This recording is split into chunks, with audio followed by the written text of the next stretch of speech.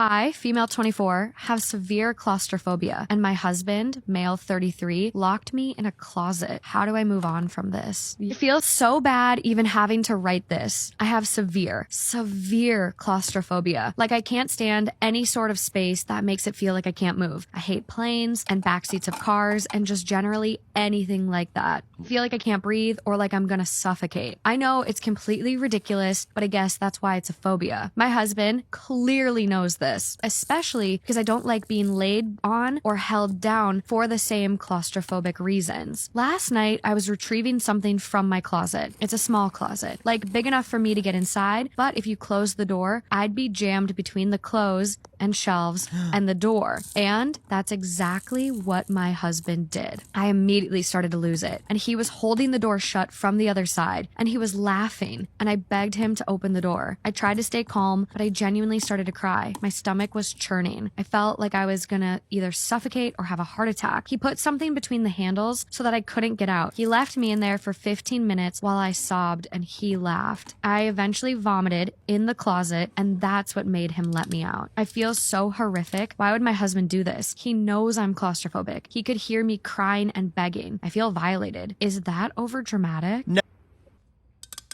Summer's almost here, and I'm hoping that this one goes better than last. Something happened to me last summer that I've yet to process until this morning when I woke up and I chose violence. I had a tryst.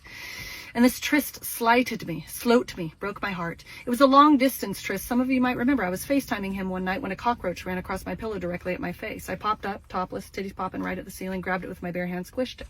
He still came to see me. I was in love. Head over heels, roll the tapes. Anyway, it was a very busy week when he came to visit me, okay? I had 2 commercial shoots. I was the lead in a very emotionally intensive short film, and I had to work 3 restaurant shifts, which is very emotionally intensive for me. But I was still excited to see him, okay? He was my king at the time. He shows up, things immediately go to shit. We're not getting along, okay? He doesn't really like Dallas and seemingly doesn't really like me anymore. And I was trying to balance the entire work schedule with trying to impress this man. Not going well. The second commercial day wraps. I call him. I say, hey, what are you doing? He goes, I'm hanging out with one of our mutual friends. Come to the pool. I said, okay. I slip into my little bikini. I waddle over to the pool. They're hanging out in a very small pool, floating around on a very large inflatable duck. I said, hey, can I get on that duck? Because I'm in full hair and makeup. I don't want to go under. Okay. They go, yeah, get on the duck. So I hop onto the duck. I'm floating around. I'm starting to relax. When all of a sudden, the guy that I'm seeing, big guy, over 6 foot, jumps off the pool, lands directly on me, body slams me like we're in the WWE, knocks the wind out of me, thought I broke a rib. I go under, looking like a little drowned rat, come back up. He had popped to the duck. I could barely breathe, barely speak. I said, hey, what'd you do that for?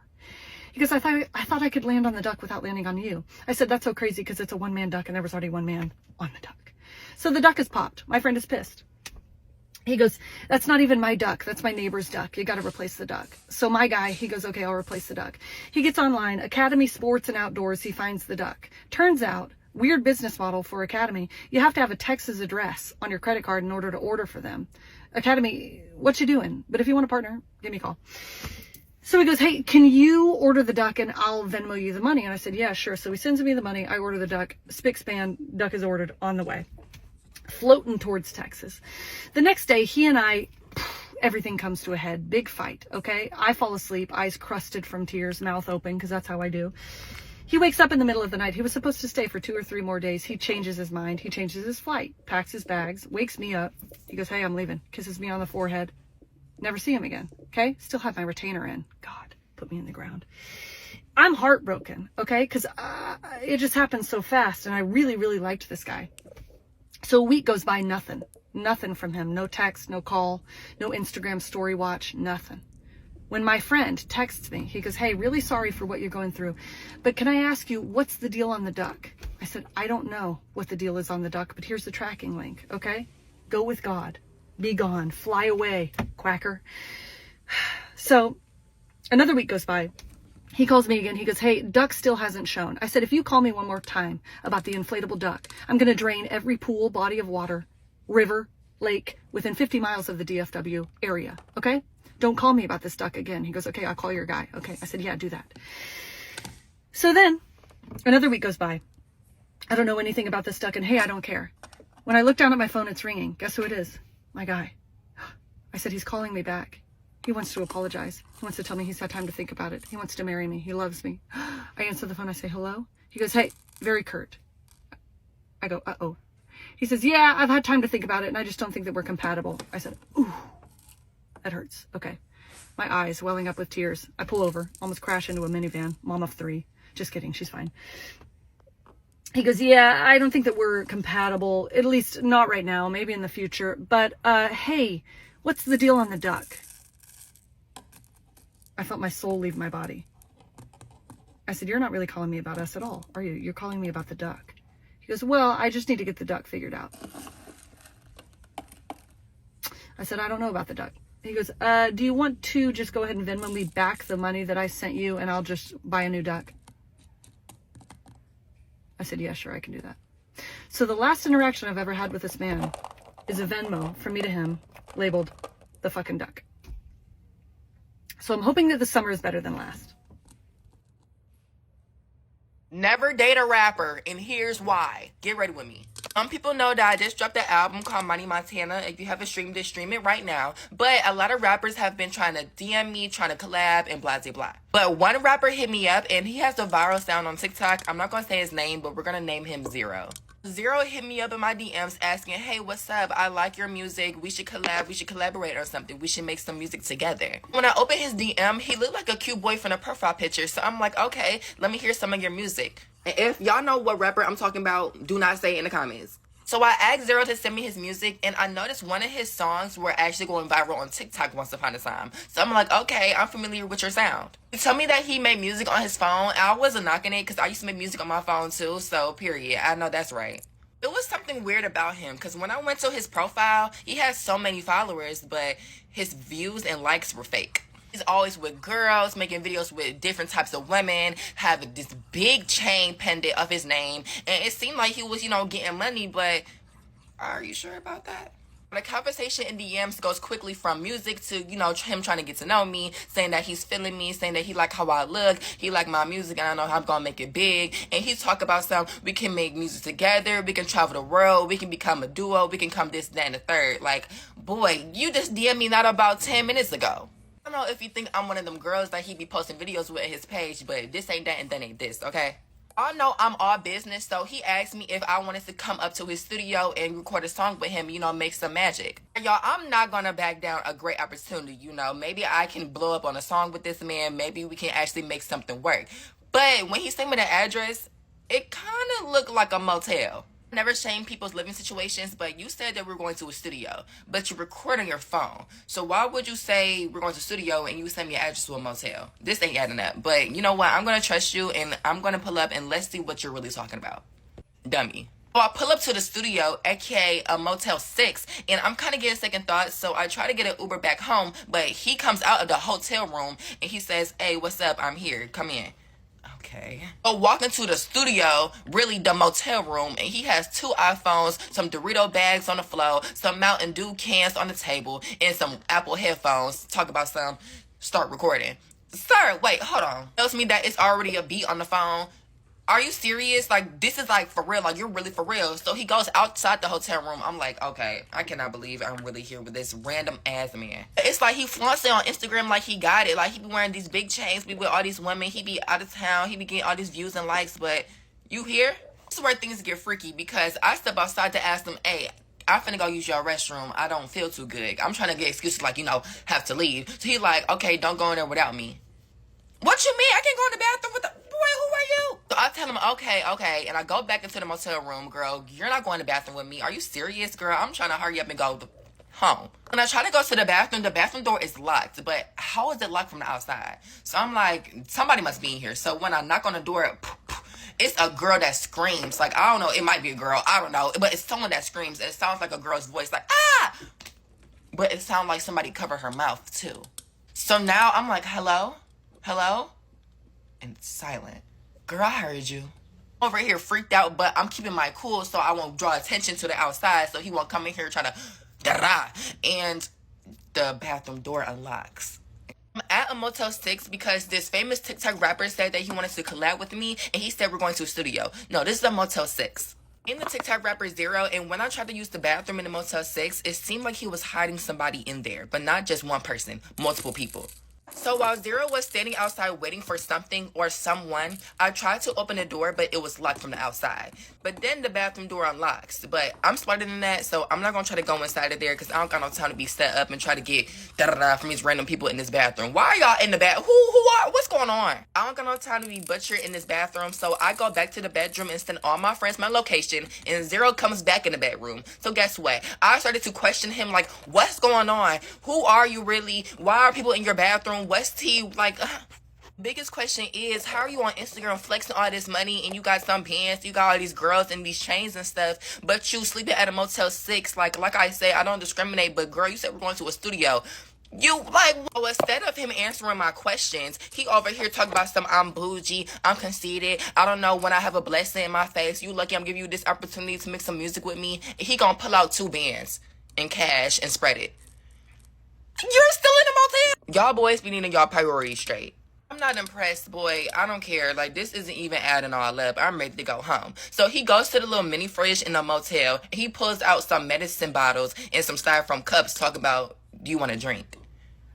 Why would I want to drink medicine? I told that boy no. I'm like, no, it's cool. I don't even do all that. And he looks at me like he finna come and fight something out. And you know what? Like, do you need that? I should have asked him, do you need that? Because after I declined from wanting to drink whatever's in his cups, I don't know what it was, purple, pink juice, green juice, I don't know. But I went to go ahead and charge up my phone from the outlet because my phone was on 4%. So that's why I couldn't get my Uber, because I'm not finna be my phone dying while I'm in the middle of the road. No. He tries to rush to the bathroom and tell me to don't move, stay here. And he grabs his phone and some earbuds and goes to the bathroom, closing the door shut. Okay, well, do what you gotta do. I'm waiting for my phone to charge, okay? I'm finna be up out of here. It's been about 10 minutes, and it's been, like, dead silent in this room. Like, I don't hear no music, nor I don't hear no sound from the bathroom. It's just kind of dead silent. So I go back to my phone where it was charging, and my phone isn't there. See, I don't know about y'all, but I do not play about my phone. Like, my phone is attached to my right hip at all times. So when I see my phone is unplugged from the charger where I left it, oh, I'm going insane. I don't know about y'all, but I was born in 2005, okay? We do not play about our phones. I don't play about my phone. I know. I don't care about none of that. So I bossed up and put on, like, my big girl shoes. And I walked to that bathroom and... where's my phone? I don't know if he got, like, kids in here. I don't know if he got, like, his mama in here. I don't know if he got, like, some girls in here. But whoever it is, they're going to have to watch me get this phone from you, because I don't play like that. I'm knocking, boom, boom, boom. It's silent, like how it was last time I knocked on the door. Suddenly, I hear the bathroom door unlock. And last time I didn't go in, but this time, I'm going in to retrieve my phone. But when I went inside there, you would not believe what I saw going on.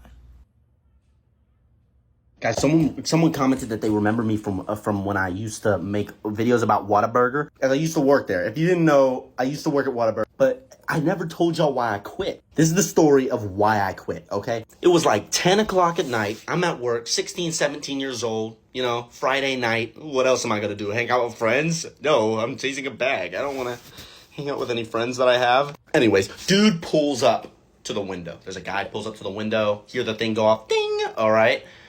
Welcome to Whataburger. Can I take your order? Yeah. This guy is high as balls. I've never seen someone so high behind the wheel of a car. Yeah. Let me get a patty melt and a number 13 with, the chicken strips. Let me get the chicken strips fresh. Okay. I say, all right, cool. If you want them fresh, it's going to be like an extra 9 minutes. Is that cool? Yeah. I'm about to tell him his total, right? He pulled up to the window. I'm about to tell him his total. He looks at me and goes, can you add something to that?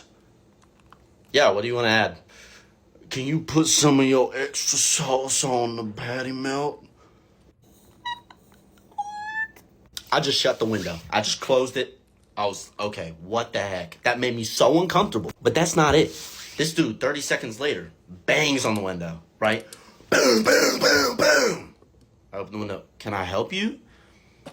Where the heck are my chicken strips? It's been like 2 minutes, man. I told you that it would take like 9-10 minutes. Can you pull up and we'll bring them out when they're ready? So he pulled up. I don't know what that noise was, but he pulled up after it. 30 more seconds go by. This guy has not waited at the window for more than like 2 minutes, right? This time, he's out of his car next to the door that's like next to the window. Like there's a window that's the checkout window, and then there's a door right here. There's a little window. I see him, and he's walking up. He stares in there, and then I look over at him, and he goes, like I jump a little bit. Whoa, okay. And then he backs up, and he does this. He backs up, and he goes like this. So stupid me, I open the door. I'm ready to tell him. Hey, get in your car, please, sir. We will have your chicken strips out when they are ready. He looked me dead in the eye after I told him to get in his car. I've never been so scared in my life. He looked me dead in the eye. He goes, if I don't get my chicken strips in the next 30 seconds, I'm not coming in there and I'm going to kill someone. And then he flashed a gun. I look at him. I just look straight out. I said, you going to kill someone over some chicken strips? And then I shut the door and I clocked out. I never went back. I never went. Y'all, please pay attention to your surroundings and trust your intuition. Yesterday, I was on my way to the store to make a return, and I got to the stoplight and I noticed this car pull up next to me and his window was rolled all the way down. And my windows are tinted, so I didn't think much of it, but I can tell that he's looking over at my car. So I'm like, okay, whatever. The light turns green, we both pull forward, and I pull behind him because I need to turn into the parking lot. We get stopped by another stoplight, and at this point, I'm behind his car, and I can see him looking at his side mirror the entire red light. Like, he just keeps looking in his side mirror. And at this point, I was starting to feel a little bit weird because, yes, my windows are tinted, but when the sun is out, you can still see into my car. So I was like, is he looking at me? The light turns green, we both pull forward. I turn on my signal to turn into the parking lot. He turns on his signal to turn into the parking lot. So then he pulls into the parking lot, I pull into the parking lot. He goes one way, I go another way. So I was like, okay, that was just weird. Like, let me go on about my business. Now there are several stores in this plaza, so I find the store that I need to go to and I park my car, and something just tells me, don't get out the car. Like, don't do it. So I'm just sitting in my car and I wait a couple minutes and I see him pull in front of my car. And I'm like, okay, he slows down a little bit and then he just keeps going. And at this point, I'm starting to feel like really alerted. Like, this is really odd, right? So I wait in my car for another minute or so, and then I see him circle my vehicle again for the second time. And at this point, I'm taking pictures. And in the pictures, you can literally see him looking at my vehicle the entire time he's passing my car. So I wait in my car for another 5 minutes or so, and I don't see him, so I just shake it off and I go into the store. As I'm walking into the store, I look back and I see him literally sitting in his car in the same row, like where my car is parked, and he's just like a couple spaces down. And there are plenty of parking spaces available, so he's just sitting there. So I go into the store and I make my return, and I spend like a good 15-20 minutes just like walking around, just trying to calm myself down. So I leave the store and I'm looking around the parking lot and I don't see his car anymore. So I'm like, okay, phew, like that was weird. As soon as I get near my car, I look over and I see that he's parked in a spot and he's watching me walk to my car. He sees that I see him and he looks at me and he goes like this and starts smiling. So I get in my car and I call my mom, I call my best friend. I'm just trying to figure out what to do because at this point, like, I know he's watching me. So I sit in my car for like 10 minutes and I finally get a hold of my best friend, and this entire time he's still watching me. So I pull off and drive to my nearest police station. So I filed an incident report, and thank God I got pictures of his vehicle, his license, and him. So the moral of the story is to pay attention to your surroundings and trust your intuition, because if something doesn't feel right, most likely it's not.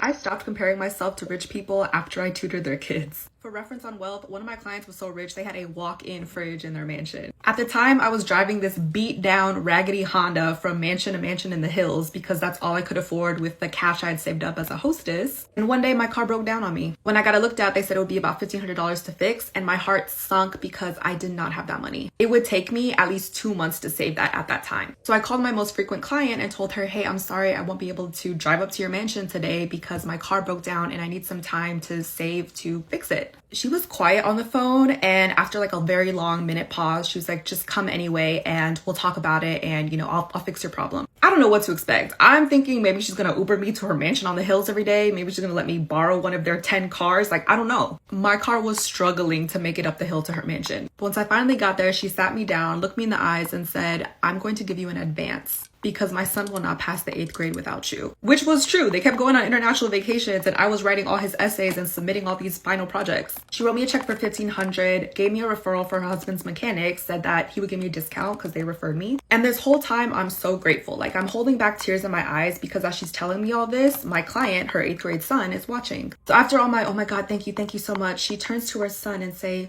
you see, son, this is why we need to help people like her. This is why we have money. Some people can't even afford to fix their cars, and you should be grateful that you are as privileged as you are. And they both turned and gave me such a look of pity that I had to excuse myself and go cry in the restroom. Because this car was my livelihood. Like, she was not my only client, and I was in college at the time. If I didn't have a car, I couldn't get to my classes. She was only helping me because she needed me to tutor her son to pass the 8th grade. And then she used me as this real life example of, look at the poors. So helpless and fragile. It's our responsibility to help them. Beggars can't be choosers. I needed a car, so yes, I let her take the $1,500 out of my next paychecks, and I just kept tutoring her son. I kept tutoring her son for about 3 years, and at the end, she didn't send me my last paycheck during COVID because she forgot or they were on vacation or whatever. I spent at least 10 hours a week in their home for 3 years straight, helping their son get through each grade, and in the end, I meant nothing to her. She couldn't even be bothered to send me my last paycheck. This is also why I don't listen to career or financial advice from rich people who have always been rich, because they just don't know and they never will, even if it's right in front of them. Don't play the Candyman game. Candyman is real. This story is so bizarre, it feels like there's no way that it's true, but it is. On the quiet night of April 22nd, 1987, within the walls of a small apartment complex, one woman's life will be changed forever. Her name was Ruthie. Ruthie always felt like there was something strange about her apartment, especially her bathroom mirror. But that night, her worst fears came to life. She heard a loud sound coming from her bathroom. She called 911. She screamed to the dispatcher, "They're coming through my bathroom mirror." They threw the cabinet down. At this point, the dispatcher is like, they must be delusional. Unbeknownst to the dispatcher, the narrow passageways between old apartments are perfect for burglars. They would push bathroom cabinets out of the wall to break in. Around the same time, there was a legend going around town about the Candyman. But this Candyman wasn't just a normal burglar. Suddenly, Ruthie saw the shadow of a tall man. And you guessed it, it was the Candyman. Ruthie heard gunshots. The neighbors heard it too. But even though she called the police and made the report, the police didn't go inside. 2 long days passed. And then the cops finally went into the apartment. What they found was horrifying. When they finally opened the door, Ruthie's lifeless body lay there on the floor. She had been shot 4 times. The terrifying reality was setting in. Candyman was real, and by the time the cops got there, her killer was gone. The police claimed that the reason they took so long to go in was because they feared lawsuits because her door was locked. Even though she called the police, come on. Thus, the legend of Candyman was born. Now they say if you play the game Candyman, he will come out of the mirror and get you. This is a game that many people have heard of, but few understand. It's kind of similar to the game Bloody Mary, a game of fears and shadows and summoning an entity from the deepest of our fears. Legend has been passed down by teens of every generation. You stand in front of a mirror in complete darkness and you say his name 5 times. Candyman, Candyman, Candyman, Candyman, Candyman. And then he appears. But what happens next is even worse. Some people say that they feel a cold touch. And some people just disappear. Some doors once open cannot be closed. Some games once started have no end. So if you value your safety, your life, and your soul, whatever you do. My best friend's crazy sister got embarrassed when I yelled and warned her to stop flirting with my husband. She wouldn't stop, so we filed for a restraining order. Lisa, my best friend, had a bridal shower in February, and I financially contributed to most of it since I wasn't able to be there in person to help with the planning. I gave money to Amy to pay for everything, the decor, food, and alcohol. I even paid for an overnight stay at a hotel for all 7 girls. I did all of this because I couldn't make it to her bachelorette party the week before. I had also paid for the limo Amy wanted to host the party in. At the shower, I saw Amy and she was gushing about how I had spent a lot of money on Lisa. I just said if it's for Lisa I would have paid for anything. Amy was hinting that my job was paying so much money for me to spend on Lisa this much. I'm a new surgeon who just graduated from residency. I got a pay bump but not a lot. I'm lucky because my husband is supporting me while I go through fellowship. My husband is a doctor too but so much more advanced in his career than I am. For my wedding gift, he paid off the remainder of my student loans. He is amazing and I am obsessed with him. The wedding happened. My husband and I came for the wedding. Family and close friends were invited to Lisa's parents' place for dinner after. Amy was very touchy with my husband even during the wedding. She was asking him about his job, how smart he was to be working in the ICU, how hot he was, and how he looked like a young Alain Delon. My husband was giving me signals to come to him and I did. This happened at least 2 more times. At Lisa's parents, Amy was wrapping her arm around my husband's back and was serving him drinks and food. I told Lisa's mom about how Amy's making me and my husband very uncomfortable, and her mom pulled her aside and told her off. I think because she came out grumpy. She was still acting like a crazed teenager because when we wanted to leave, she wouldn't give my husband his jacket back to him and kept sniffing it. I had a feeling that she was drunk and completely out of it. My husband raised his voice and told her to stop messing around and give it to him. I yelled, "Can you stop being so difficult? You've been shamelessly flirting with my husband in front of me the whole day. Give me the DMN jacket and leave us alone." I got a text from Lisa's mom demanding I publicly apologize to Amy in a post on social media. A heartfelt apology because some of the guests heard me yell at her and thought I was overreacting and humiliating her. Lisa is on my side and told me Amy has always had gold-digging tendencies, and that this isn't the first time she'd done something like this. She flirted with her friend's dad and their next-door neighbor who was married, when she thought that they were wealthy. Lisa said that she'll handle it. I already felt so bad I ruined the last moments of her wedding day and now she has to deal with this. Update: my husband does not have any social media and he did not give out his number to anyone at all during the wedding. 3 days ago someone called my husband's clinic asking to get his number for an emergency, and that she needed to get a hold of his wife. The nurse who answered refused to give a physician's number and the conversation got heated. My husband's colleague, another intensivist, took over and asked her to tell him what the emergency was, so that he could tell my husband himself. The person on the phone argued some more, and when the doctor wouldn't give she hung up. That friend told my husband what happened, and said the woman didn't give her name but had a very high-pitched childlike voice. My husband immediately knew it was Amy but we have no proof. I know it was her. She must have searched my husband's name on Google, and found where he works since his professional profile is online along with the name of his hospital. We have the number of the woman who called, but it wasn't Amy's number but she could have gotten another number. At that time, I was almost confident it was her so I got the name of the person the phone number was registered to. We'll call her Cece Smith. What threw me off was this person had been using that number for 7 years, but I later found out this woman lives in the area where Amy lives. I called Lisa to ask if she knew who Cece was and lo and behold Cece is Amy's best friend.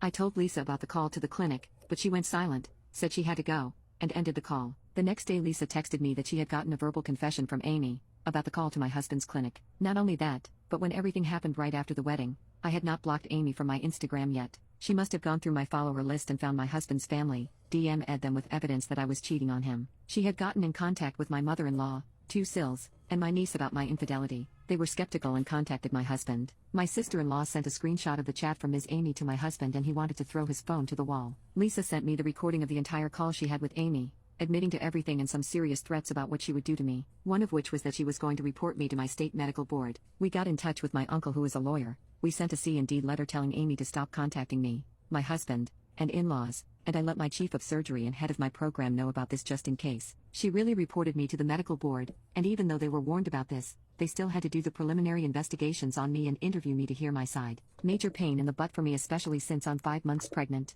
The case on me is closed. Amy DM'd my niece again with new evidence of my infidelity. My sweet niece ran to her mom who told my husband and me. We got a court-ordered restraining order against her now. When all of this happened, Lisa was helping me along the way. The cherry on top was when Lisa had access to Amy's email and her Instagram, posted how she tried to home wreck a marriage, and outed Amy online with screenshots and snippets of the phone call. Lisa changed her password and Amy couldn't log in to delete it. Lisa made this known to her entire family, and they are putting pressure on her mom to rein her in. I don't know the specifics, but they are using the family inheritance or some heirloom as a bargaining chip for her to behave well. The girl has some mental issues and I would love to give her a lobotomy.